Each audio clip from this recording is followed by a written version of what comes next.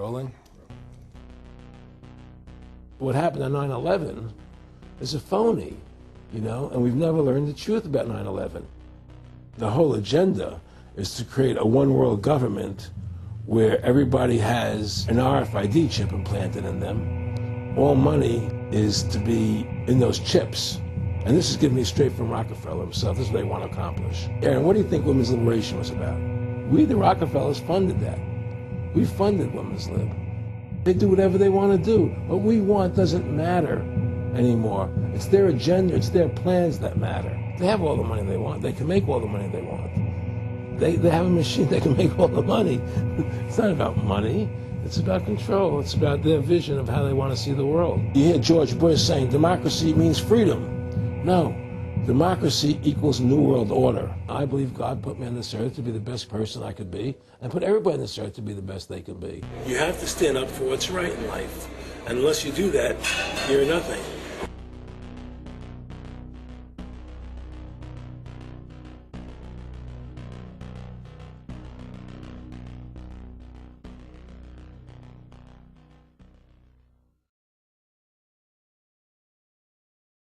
Award-winning filmmaker turned freedom fighter, Aaron Russo was an amazing individual.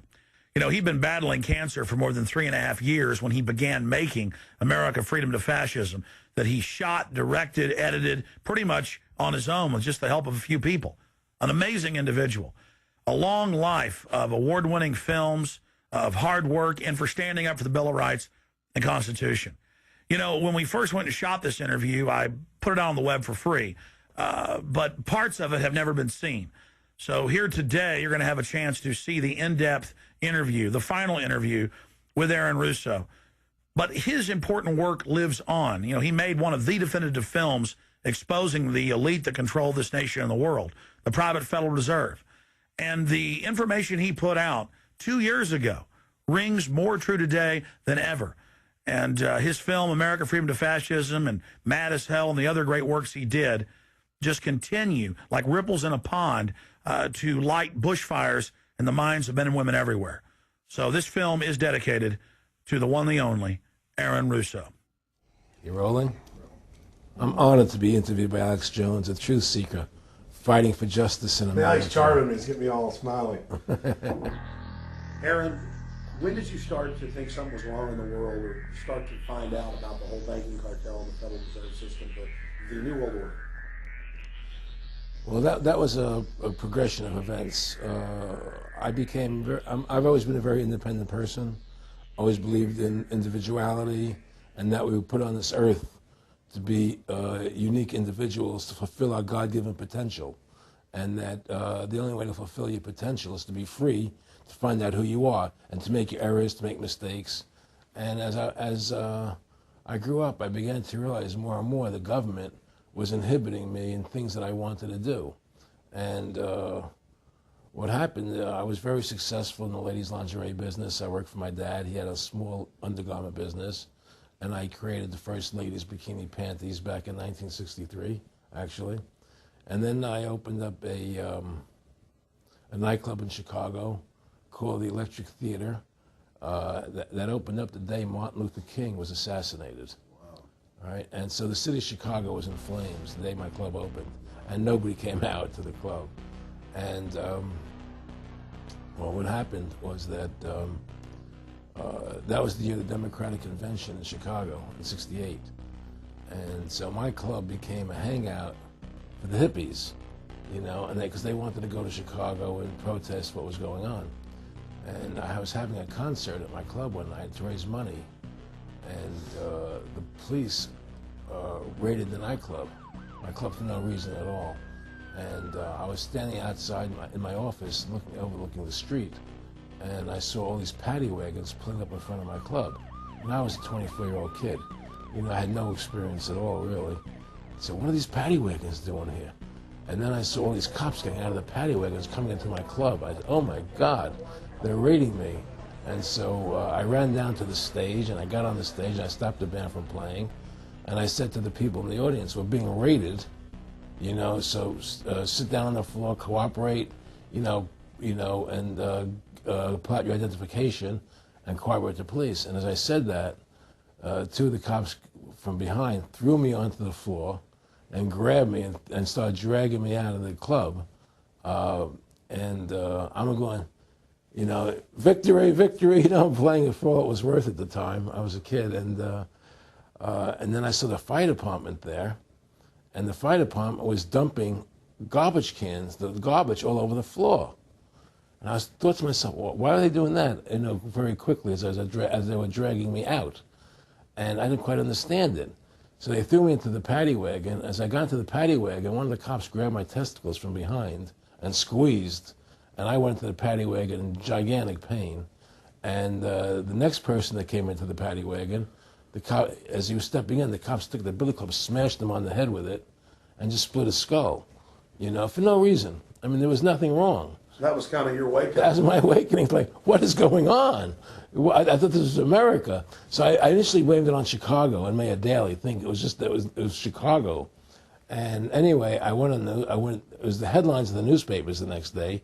You know, there was my picture in the newspapers, headlines, electric theater short-circuited, it was raided.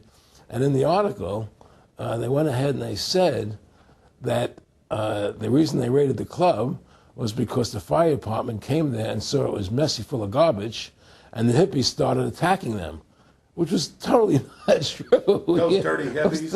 It was totally false. You know, it was a complete fabrication. So they ran a false flag on you. They framed you. Yeah, of course.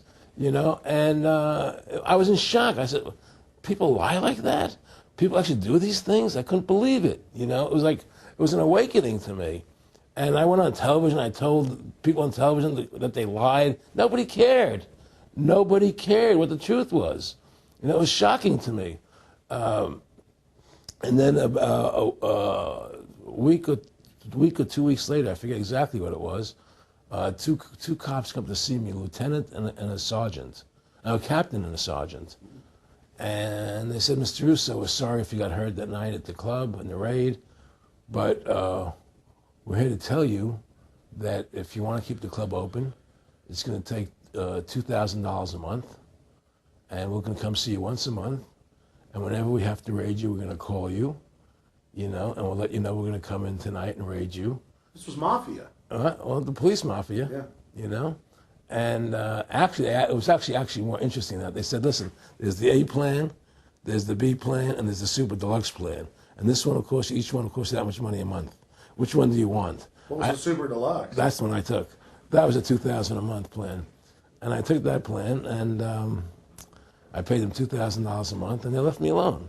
And whenever they were going to raid the club, they would come there, we're going to have a phony raid tonight, you know, just to look good for the people in the neighborhood, you know. So that was your first big education? That was my education into corruption in government, you know, but I really thought that was basically Chicago. I didn't realize it was the whole country was like that. And so that was my wake-up call, that people lie and cheat and steal. And I thought everybody was always honest and nice and decent, and I had no idea about any of these things. Well, what happened with me was that they finally one day they came to me and they said, look, we can't take your money anymore. I said, why, what's up? What's going on? I said, we have to close your club. There's elections coming, and the aldermen in the neighborhood don't want you open anymore. So we can't take your money. So I had to go to court and fight them, and they were trying to close the club. And then one night there was a fire, and the club never reopened again. The club just closed, and that was the end of the club. And they burned me down. And that was the end of my experience. And then I moved back to New York, where I met Bette Midler, and I ran into her at a little nightclub she was playing called The Improv, and I thought she was fabulous. And through a series of events, I began managing her. And as soon as I started managing her, her career took off like a rocket. You know, it was just fortuitous, I guess. And we became very, very successful. And through managing Bette, I started producing shows on Broadway where I won the Tony, and I produced a television show where I won the Emmy with Dustin Hoffman and Bette, you know, and then I produced The Rose for her, where she got Academy Award nominations. And then that led me to producing Trading Places, which everybody knows, you know. I think it's the best Eddie Murphy movie. Well, it's a good one. I don't know if it's the best, but it's a really good one. And I'm very proud I made that movie. And so in my mind, I feel as if I've made a classic comedy in Trading Places. a classic musical in The Rose, and a classic documentary in Freedom to Fascism. You know, so I'm very proud of my work that I've done as a filmmaker.